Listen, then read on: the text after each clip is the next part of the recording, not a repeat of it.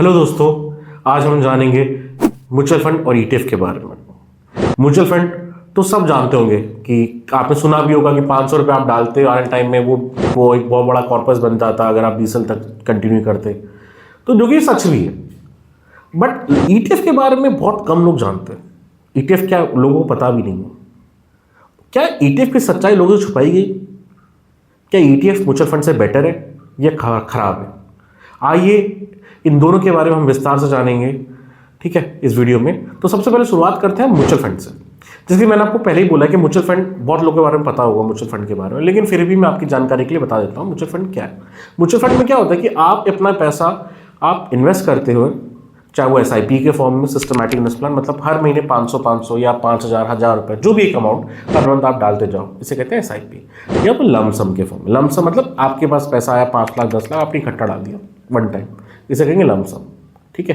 तो आप mutual fund में करते हैं एएमसी कंपनी के द्वारा, मतलब आप डायरेक्ट नहीं करते, एक इनडायरेक्ट फॉर्म होता है स्टॉक मार्केट में इन्वेस्ट करने का।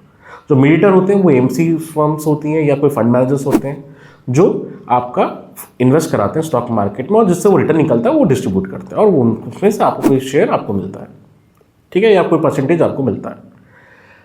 अब बात करते हैं म्यूचुअल फंड में आप जब इन्वेस्ट करते हैं तो प्रोसेस क्या होते हैं या एएमसी के रूल्स क्या होते हैं, चले हम बात करते हैं।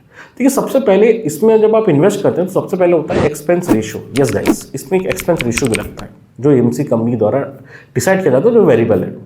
जैसे कि बात करूँ, म्यूचुअल फंड बहुत तरीके से होते हैं। जैसे इक्विटी की बात करूँ, इक्विटी में एक होता है large cap mutual fund, mid cap mutual fund, small cap mutual fund, या हाइब्रिड फंड, या फिर इंडेक्स फंड। अब इंडेक्स फंड मतलब अगर आपका इन्वेस्टमेंट निफ्टी या फिर सेंसेक्स में लगा तो उसे कहते हैं इंडेक्स म्यूचुअल फंड।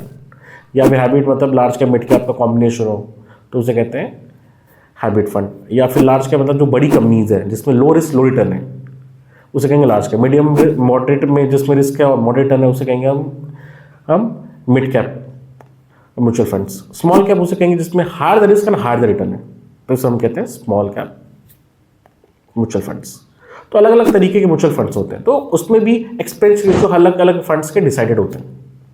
जैसे मान के चलो किसी एक म्यूचुअल फंड इसका एक्सपेंस हो 1.5% है, तो मतलब अगर आपने 100 रुपये लगाया तो 1.5 रुपये आपको मान के चलिए आपके एक्सपेंस में कट हो जाएंगे, और जो रिमेनिंग अमाउंट हो वही आपका इन्वेस्टमेंट होगा, ठीक है। इसके साथ एक और भी एक एक्सपेंस रेशियो जुड़ता है जिसे कहते हैं एग्जिट लोड। एग्जिट लोड क्या होता है? एग्जिट लोड क्या होता है सर? मान के चलिए कि आपने इन्वेस्ट किया है म्यूचुअल फंड में जो कि लॉगिन पीरियड उसका 2 साल है, तो यानी 2 साल से पहले अगर आप म्यूचुअल फंड खत्म करना चाहते हैं या एग्जिट करना चाहते हैं तो उसका एग्जिट लोड लगता है, यानी उसके भी एक चार्जेस आपको पे करने पड़ते हैं जो कि डिपेंड करते हैं वेरिएबल, 1%, 8%, 0.5%, 2.5% तक होते हैं। मान के चलो आपने 10 लाख का इन्वेस्टमेंट किया म्यूचुअल फंड में और आपका 1% आपका एग्जिट लोड है, तो यानी 10,000 आपका डिडक्ट हो जाएगा। यस गाइस, इसे कहते हैं एग्जिट लोड। तो कहने का मतलब है आप एंट्री करोगे तो भी आपका एंट्री लोड देना, और जब आप मार्केट से उसके गिवन टाइम से पहले अगर आप एग्जिट करना चाहते हो तो एग्जिट लोड भी आपको देना होगा। अब इसमें सबसे बड़ा एक डिसएडवांटेज भी होता है म्यूचुअल फंड में। क्या?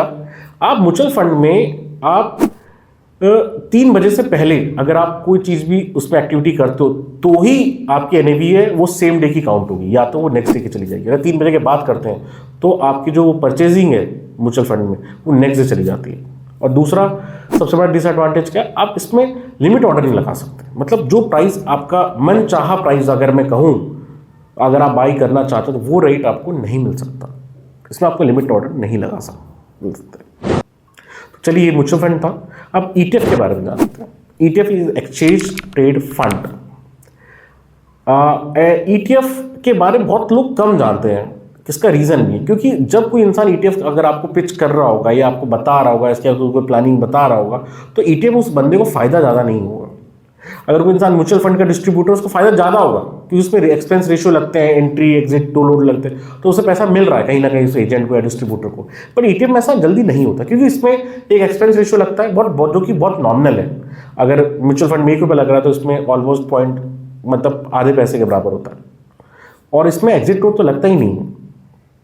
और इसके फायदे पूरे प्रॉपर तरीके, जैसे आप स्टॉक मार्केट में आप डायरेक्ट फॉर्म में स्टॉक मार्केट में इन्वेस्ट करते हैं इंट्राडे या शॉर्ट टर्म स्विंग करते हैं, उसी तरीके से आप ईटीएफ में भी कर सकते हैं। इसमें आप लिमिट ऑर्डर भी लगा सकते हैं, मतलब आपका जो मन चाहा प्राइस है जो आपको म्यूचुअल फंड में नहीं मिल पा रहा है वो आप ईटीएफ का ले सकते हैं। ईटीएफ इंडेक्स फंड का भी होता है, लार्ज कैप कंपनी का होता है, मिड कैप कंपनी का, जैसे म्यूचुअल फंड का होता है वैसे ईटीएफ भी सबका होता है। तो आपको मान के चलो अगर आपको ये प्राइस चाहिए आप उस प्राइस में आप ले सकते हो और आप मार्केट आवर में आप बाई कर सकते हो, मार्केट आवर में आप उसे निकाल भी सकते हो।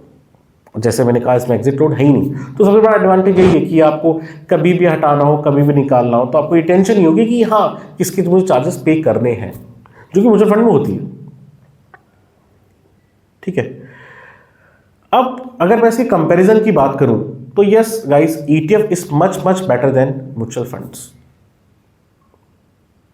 देखिए मैं म्यूचुअल फंड का दुश्मन नहीं हूं, म्यूचुअल फंड उनके लिए अच्छा है जो पैसा लगाया और लगा के छोड़ रहा है, जिसको डिसीजन मेकिंग में इन्वॉल्व होना ही नहीं, डिसीजन मेकिंग में इन्वॉल्व होना ही नहीं, उसके लिए म्यूचुअल फंड हो सकता है अच्छा हो, है ना, कि वो कि हम तो यार म्यूचुअल फंड पैसा लगा रहे हैं, हमारा एक दो दिन का काम करते नहीं है तो लॉन्ग और एक्सपेंस रेशियो 1% 8% हमारे लिए मैटर करता नहीं, उन लोगों के लिए अच्छा है ताकि लॉन्ग टर्म के लिए। लेकिन ईटीएफ भी बहुत अच्छा है, अगर उसको भी प्रॉपर तरीके से किया जाए तो वो भी बहुत अच्छा पैसा दे के जाता है। लेकिन मेरे according ETF is better than mutual fund बहुत वे में। पहला तो मैंने पहले बताया कि लिमिट ऑर्डर, मतलब जो प्राइस आपको चाहिए आप बाई कर सकते हो, एग्जिट लोड है नहीं, और एक्सपेंस जो आपकी एंट्री लोड लगती है वो भी बहुत नॉमिनल है ना। तो मेरे ख्याल से ये, और मार्केट की 9:15 to 3:30 जैसे जो भी मार्केट टाइमिंग है उसे जैसे आप स्टॉक में बाई करते हो वैसे बाई कर सकते हो। तो दैट इज सारे बहुत सारे advantage as compare to mutual fund. मैं आपको एक छोटा सा एग्जाम्पल बताता हूँ, तो इस एग्जाम्पल से आपको समझ में आएगा क्यों ETF is better than mutual fund. चलिए एक हिस्ट्री में लेकर चलते हैं। 2024 का इलेक्शन याद है आपको? यस, यही जो एनडीए यूपी का इलेक्शन था जिसमें मोदी जी वापस से प्राइम मिनिस्टर बने थे, उसमें हुआ क्या था आप समझिए। उसमें वो सेम डे जिस दिन रिजल्ट आ रहा था ना, उस दिन मार्केट 10% गिरा था, सबको ही पता होगा। काफ़ी लोगों ने पैसे लॉस किए होंगे, जो एक साइड में बैठा होगा या बाइंग साइड बैठा होगा तो उन्होंने काफ़ी पैसा लॉस किया होगा उस दिन। और काफ़ी बड़े बड़े लोगों ने बोल रखा था कि हाँ कि मार्केट आप बाई करिए, मार्केट ऊपर जाएगा, एक तरफा जाएगा, वो बहुत ऊपर जाएगा, और उसका अपोजिट हुआ और काफ़ी बड़ा मार्केट में फॉल आया था। बट उसके नेक्स्ट डे भी मार्केट रिकवर भी हुआ और एक अच्छा रिटर्न दे के भी गया। अब बात करें म्यूचुअल फंड में उस दिन हुआ क्या। बहुत लोगों को पता भी नहीं हुआ क्योंकि वो लॉन्ग टर्म रखते हैं, 1 साल 5 साल 3 साल, तो उनको पता नहीं है पर डे में क्या वो चेंजेस हुए, तो उनको पता भी नहीं। बट जिनको बारीकी से पता है मार्केट के बारे में, उस दिन पता होगा कि म्यूचुअल फंड में उस दिन हुआ क्या।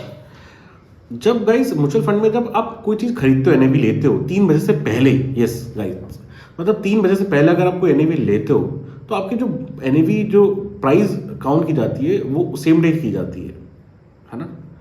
बट उस दिन क्या होता है, जो प्राइस आपकी काउंट करेगी वो नेक्स्ट डे काउंट करेगी, वो भी एंड ऑफ द मार्केट में।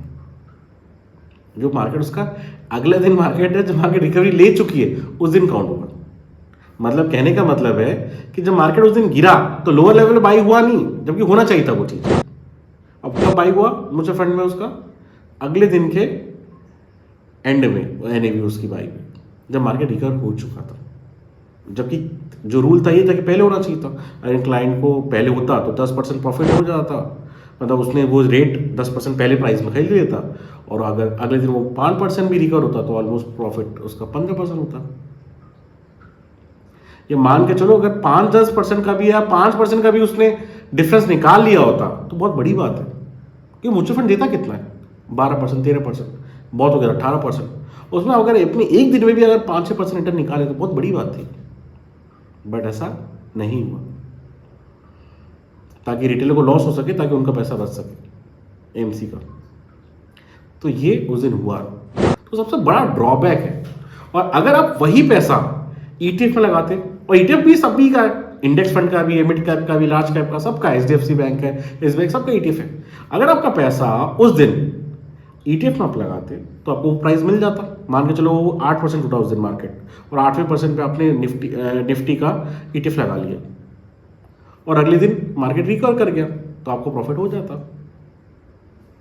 तो इसीलिए ईटीएफ बहुत जरूरी है कि उसमें लिमिट ऑर्डर है, तो आप उस जो प्राइस आपको चाहिए उस प्राइस में आपको ईटीएफ मिलता, और रिटर्न तो सेम है सबके। तो यही है कि ओवरऑल कंक्लूजन की ईटीएफ बहुत बेटर है as compare to mutual fund.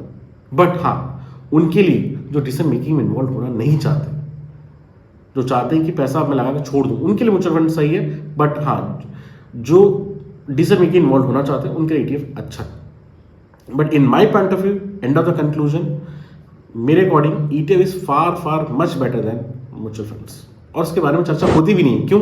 कि कोई एजेंट आपके पास आएगा, जैसे मैंने पहले बताया, उसको प्रॉफिट किस कहाँ हो रहा है, डिस्ट्रीब्यूटर प्रॉफिट क्या हो रहा है? म्यूचुअल फंड से, ETF से नहीं हो रहा ना। वो आपके प्रॉफिट से कंसिडर नहीं करता। कोई भी कंपनी पहले अपना प्रॉफिट देगी, बाद में आपका देखेगी। करेक्ट।